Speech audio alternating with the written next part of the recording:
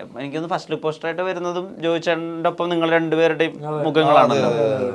ഒരു 1.5 വർഷം ഇതിനു വേണ്ടി ചെലവാക്കി മറ്റ് പ്രൊജക്ടുകൾക്കൊന്നും ഭാഗമായിട്ടില്ല. അപ്പൊ ഇത് നിങ്ങൾ മുമ്പ് ചെയ്തിട്ടുള്ള സിനിമകളെയൊക്കെ അപേക്ഷിച്ചിട്ട് നിങ്ങൾക്ക് ഏറ്റവും വലിയ വേഷങ്ങൾ ഒരു കരിയർ ഡിഫൈനിങ് മൊമെന്റ് ആണെന്നൊക്കെ തോന്നിയിട്ടുണ്ടോ എപ്പോഴെങ്കിലും? സത്യമായിട്ടും എനിക്ക് അത്രയും ഭയങ്കര, ഞാൻ ഈ സിനിമ പണിയെന്ന് പറഞ്ഞ സിനിമ ഒരു 10 സിനിമ ചെയ്ത പോലത്തെ ഒരു ഫീലാണ് എനിക്കത്. ഇനിയും അങ്ങനത്തെ ഒരു സിനിമകൾ ഞങ്ങൾക്ക് എല്ലാവർക്കും സംഭവിക്കട്ടെ. എന്നെ സംബന്ധിച്ച് ഞാനൊരു സോഷ്യൽ മീഡിയ ഇൻഫ്ലുവൻസർ ആണ്.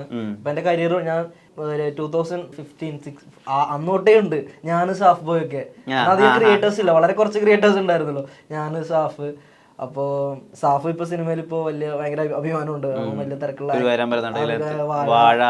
അപ്പൊ വരാൻ പോണൊക്കെ വലിയ പടങ്ങളൊക്കെയാണ്. അപ്പൊ നമ്മളങ്ങനെ കുറച്ച് ആൾക്കാരെ ഉണ്ടായിരുന്നല്ലോ. അപ്പൊ ആ സമയത്ത് അത്യാവശ്യം അന്നൊന്നും സോഷ്യൽ മീഡിയ അത്രത്തോളം ആൾക്കാർ സിനിമയിലോട്ടൊന്നും അങ്ങനെ അന്ന് പിക്ക് ചെയ്യുന്നുണ്ടായിരുന്നില്ല. ഈ അടുത്താണ് ആ ഒരു വേവ് തുടങ്ങിയെന്ന് തോന്നുന്നു അല്ലേ? അതെ അതെ, ഈ അടുത്താണ് അവിടെ നിന്ന് വരുന്ന ആളുകളെയും അതുപോലെ തന്നെ അവര് ചെയ്യാത്ത കാര്യങ്ങൾ ചെയ്യിപ്പിക്കുന്ന, അതാണ് ഏറ്റവും രസമായിട്ട് തോന്നിയത്. ഞാൻ സോഷ്യൽ മീഡിയയിൽ ചെയ്തുകൊണ്ടിരിക്കുന്ന കുറച്ച് ഞാൻ റെലവെന്റ് ആയിട്ടുള്ള സബ്ജക്റ്റിനെ സർക്കാസ്റ്റിക്കലി എന്തെങ്കിലും അങ്ങനെയായിരുന്നു ഞാൻ ആൾക്കാരിലേക്ക് എത്തിപ്പെടുന്നത്.